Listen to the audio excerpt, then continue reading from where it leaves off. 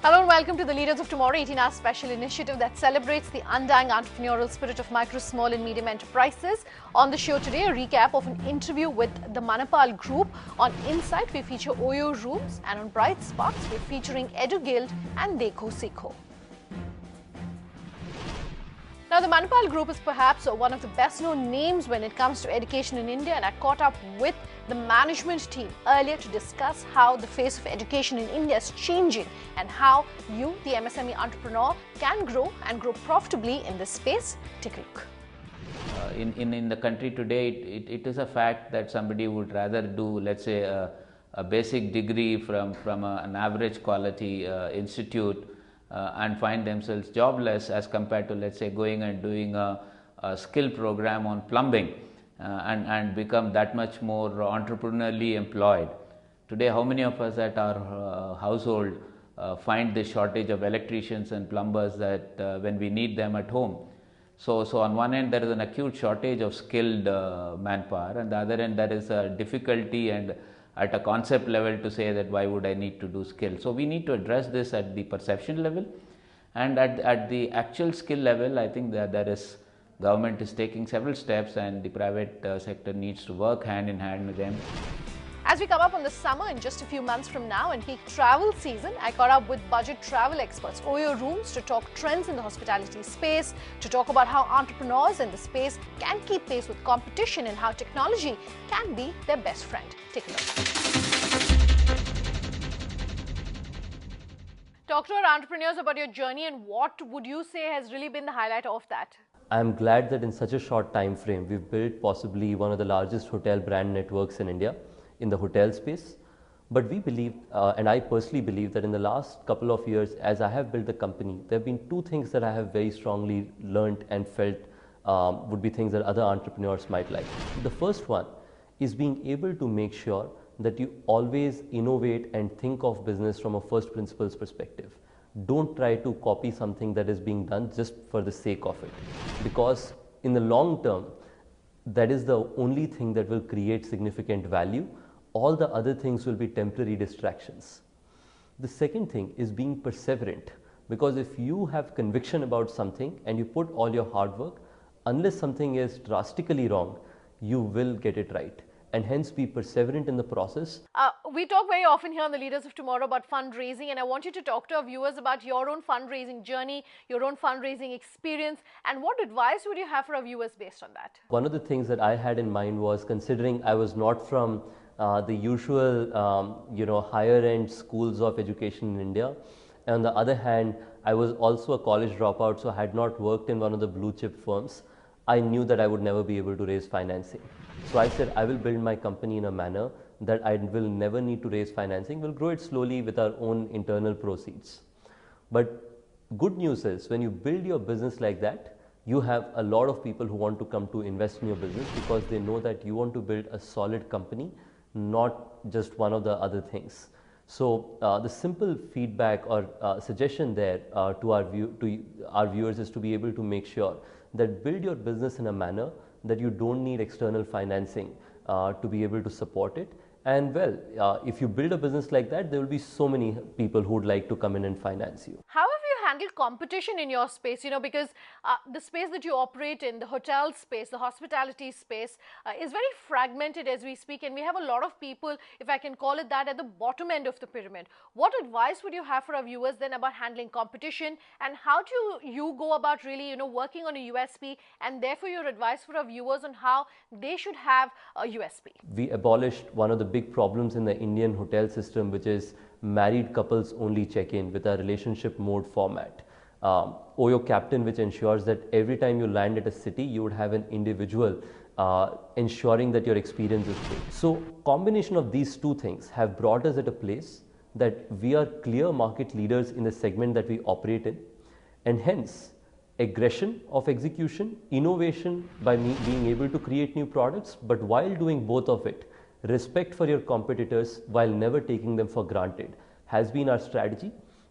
Our view is that's one of the things that many other companies should also think about, that is not being overly obsessive about what their competitors are doing, being overly obsessive about what they do and doing that right, and continuing to innovate further. Let me ask you at this point to talk about your expansion plans. What's the future looking like? Yeah, I think OYO is still a very young company, and in its possibly the most aggressive times in its own journey. We will continue to do two big expansions. We will talk specifics, of course, while the time is right, but we will continue our geographic expansion ahead of our 175 cities in 2 countries with 7,000 hotels. We'll continue expanding that, and we'll also do product expansion. That is, today we exist, majority of our business is in the budget segment, budget hospitality segment. We will continue to think about how we can add more products into the system. I was reading some reports which suggested that you've shut down partnerships with a few hotels, and you said that those partnerships really weren't working out. I want to essentially understand from you what advice you would have for our viewers in terms of what they should keep in mind when it comes to working with larger peers like yourself. What are good industry practices, and maybe 1 or 2 takeaways from these relationships that you had to shut down which weren't really working out, and therefore advice for our viewers. Remember, a lot of us are young brands out there to solve a large problem that exists in our multiple segments. So few things that you should, first thing is to do the due diligence, that is making sure that whether the partner is here for the long term, whether the partner is here to do good by the consumers and the partners. And once these 2 things are clear, the few expectation setting methods that we would like to propose would be: 1, a lot of young companies, if they are long term in view, might invest a little more than usual in the early days, not taking them for granted and continuing to remember that in the long term it is exceptionally important to deliver the top-notch customer experience to guests regardless of the time frame they are in. The second thing that I would share is, in our ecosystem there is a lot of information that is shared to our partners, trying to make sure that enough of that information is consumed. And whenever there are challenges, we are a 1800 plus team across the country. We are all available to talk and support our partners. Your industry, of course, works on the concept of having peaks during particular periods and particular seasons, and also during downtime. So maybe you can talk to our viewers about how you go about managing inventory. How do we be the first company that understands that there is a downtime or an uptime? And when we have situations like that, solve for 2 major perspectives. First, being able to make sure that we have the most amount of rooms available for our guests, and second, being able to price it most fairly for our guests to come in and check in. Both of these things we do with a significant amount of data sciences. I'm very happy to share that this month, irrespective of demonetization, we are going to triple our Goa business from our averages, and our national business is also going to be among the highest that we've ever had, just because of our ability to understand that which days of December are going to look very aggressive, and how do we invest aggressively to be the leader in terms of the number of inventory that we have available across segments, across geographies. A quick last word as I end this conversation, that GST, of course, is going to be the big game changer for the entire industry. Can you talk to our viewers about what they should keep in mind when it comes to GST? How are you preparing for GST? Do you think that's going to be a huge difference for the market that you operate in? It's a welcome move. Especially because our business has a combination of national, which is service tax, and state, which is luxury tax, and multiple constituents like those. But at the same time, I think one of the things that we also feel and have a strong request for is keeping hospitality in the lowest segment of GST bracket, and we request the government to continue to incentivize it.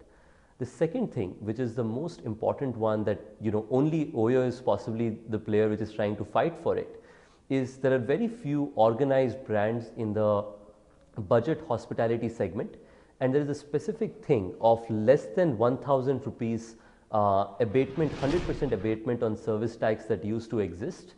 Unfortunately, that exception has gone away under the new GST procedures, at least from what we see. So we would like to request that keeping the interests of hundreds and thousands of budget hotel partners, including our friends at FHRAI and so on, we would like to strongly request if that exception could continue. Time for a break. On the other side, our Bright Spark stories tonight are EduGild and Dekho Sikho.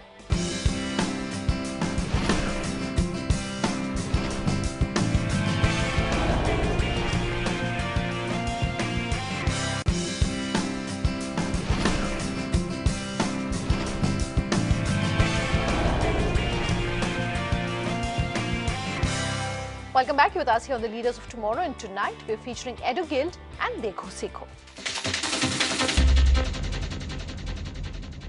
India is leading the way when it comes to startups, and the silent heroes behind the growth and success of these startups are accelerators. On Bright Sparks tonight, we're showcasing Pune-based startup accelerator EduGild that acts as a catalyst to mentorship and guidance of startups and training them to pitch to venture capitalists as well as other investors.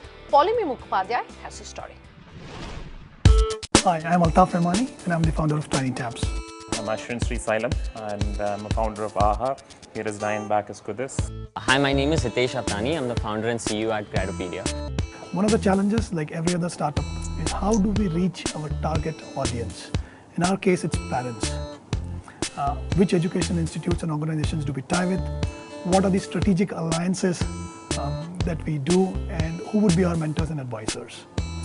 That's when we decided to approach an accelerator. There is a time you need this growth to reach every person on this planet. And an accelerator program definitely helps you to position it right, the right kind of advice and mentorship. And that's what we got, and we are really looking forward to all the growth that is in store.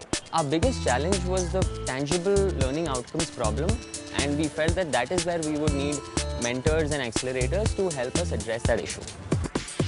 The solutions to all these problems and more is an accelerator.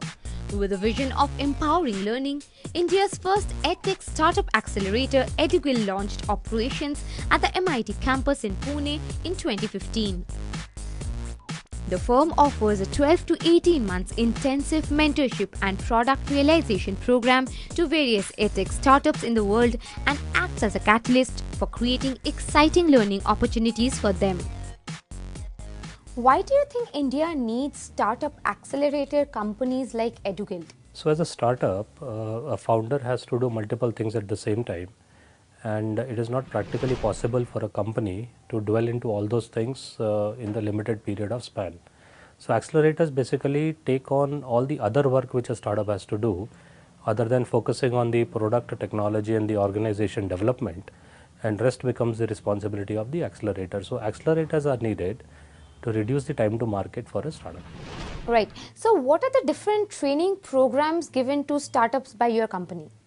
The training programs are cutting across their product readiness, their technology readiness, their organization development, their business readiness, their marketing maturity, their investor relations maturity, and their media and PR relations and research requirements. So this holistic program then makes them more ready for the market.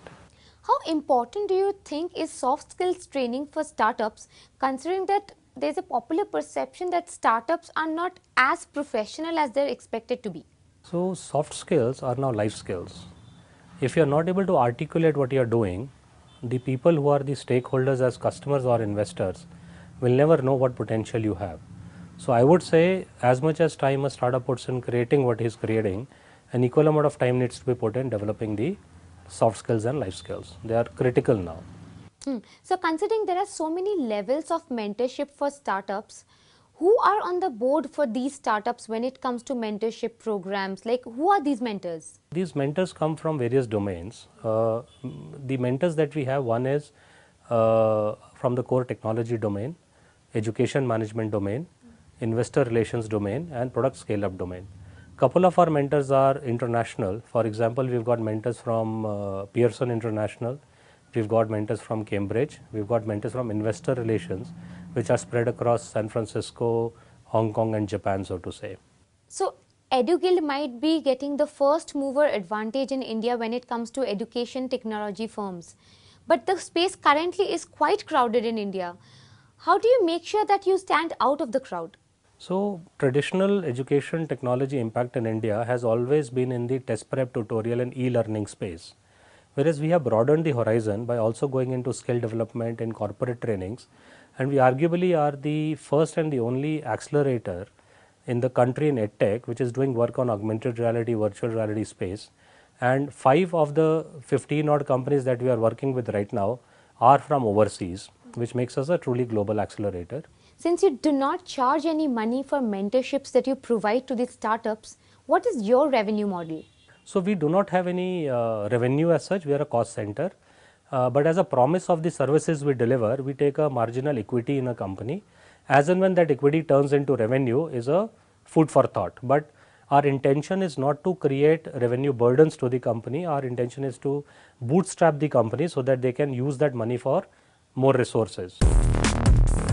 With a sharp focus on the education vertical, EduGild have been successful in providing mentorship to over 10 leading education startups in the world. By providing guidance towards instituting a startup, pitching to venture capitalists, marketing, design, scalability, business management and customer acquisition, EduGild is leading its way to strengthen the leadership and overall capabilities of startups on a global platform. With rapid urbanization across India, the house help plays a very important role in creating a happy urban home. But overwhelming expectations and a worker's limited skills can often lead to an imbalance. Today, Libza Manan brings you this story of Dekho Siko. Take a look.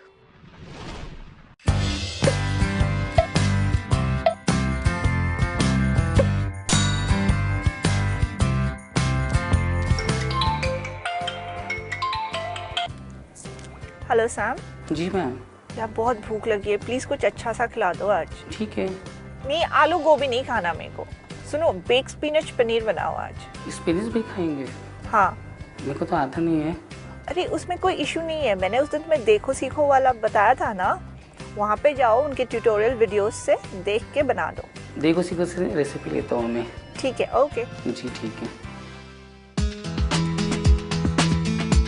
Leveraging the power of technology, Dekho Seekho aims to bridge the existing domestic help employer gap with its simple and user-friendly offerings. The platform's worker app, which focuses on training and enhancing the skills of the helpers, has over 300 videos, including recipes of global cuisines in easy-to-use bilingual tutorials, helping these diligent workers to satisfy the evolving taste buds of the health-conscious urban Indian. So Gauri, you have over 14 years of experience in the informal sector. So how have you coupled your long years of experience in building a platform like Dekho Seekho? If you start working with women, you realize that the problems are really, really complex. You want to start helping in education, you want to start helping in health, you want to help because there's so much work to be done. But I chose to stick to livelihood because I believe that if we can get their incomes up, we can get them financially independent, then they're all smart enough to get their health education of their children in order. Not to say that those are not important, this is just a choice I made. So focusing on a tagline like Naukar Nahi Naukri, how does your platform aim to streamline the unorganized domestic help sector? This is the first time I had to walk the middle path between the client as well as the workers. So you had affluent clients on one side and you had poor workers on the other side. And that made me realize that we can't, for the workers to really gain their rights, the push has to come from the workers.